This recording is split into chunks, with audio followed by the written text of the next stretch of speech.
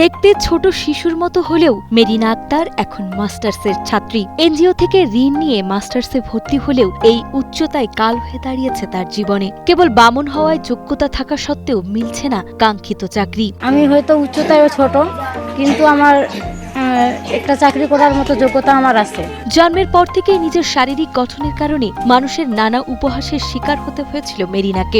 মানুষের টিটকারিতে কষ্ট পেলেও একসময় তার সয়ে যায়। সে বুঝতে পারে একমাত্র শিক্ষাই তাকে সামনে চলার পথ দেখাতে পারে। শত বাধা উপেক্ষা করে নিজের চেষ্টায় স্নাতক শেষ করে বর্তমানে সে দিনাজপুর সরকারি কলেজে মাস্টার্সে অধ্যয়নরত। পাশাপাশি কম্পিউটার কাজের দক্ষতাও অর্জন করেছে সে। দরিদ্র দিনমজুর বাবা পড়াশোনার খরচ জোগাতে না পারলেও মেরিনা নিজেই টিউশনি করে নিজের পড়ালেখা সহ যাবতীয় খরচ চালিয়ে যাচ্ছে। আমি ছোটবেলায় যখন স্কুলে ভর্তি হয়েছিলাম তখন আমি বাসা থেকে কেউ ভর্তি করে দেয়নি।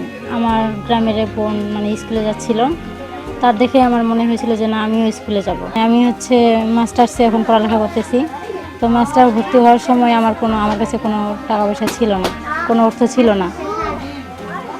তো তখন আর কি আমার বোনের কাছ থেকে টাকা পয়সা ধার নিয়ে আমার বোন আবার সমিতি থেকে টাকা তুলে দিয়ে আমাকে দিয়েছিল, তখন ওখান থেকে ভর্তি হয়েছি। সংগ্রামী এই অদম্য তরুণীর বাড়ি দিনাজপুরের বিরল উপজেলার মাটিয়ান খাড়িপাড়া গ্রামে। দিনমজুর বাবা সৈয়দ আলী ও মা নূরনাহার বেগমের এক ছেলে ও 3 মেয়ের মধ্যে মেরিনা মেজ। ভাই বোন সহ পরিবারের অন্য সবার শারীরিক গঠন একেবারেই স্বাভাবিক এবং তাদের সবার বিয়ে হয়ে গেছে। কেবল বামন হওয়ার কারণেই মেরিনার বিয়ে হয়নি। তবে বামন হয়ে জন্মানোর জন্য কারো প্রতি কোনো আক্ষেপ নেই তার। আমি যেহেতু এরকম, এটা তো আল্লাহকে দোষারোপ দিয়ে কোনো লাভ নেই। যেহেতু আল্লাহ সৃষ্টি, সবাই আল্লাহ যাকে যেরকম পছন্দ করছে সেরকম করে তৈরি করছে। বোনলা 3 বড়, এই মাঝিমাটা আমার একটু বেটে আর কি। তো ওইলা ছেলেমেয়েকে আমি বেশি লেখাপড়া শিখিনি। প্রতিবন্ধী হিসাবে আমি একটু লেখাপড়া শিখেছি, যাতে ও ভবিষ্যতে চাকরি বাকরি করে খাইতে পারে, যাতে ওর দাম থাকে। কষ্ট করে পড়ালেখা শিখেছে, অনেক দূর আগে গেছে।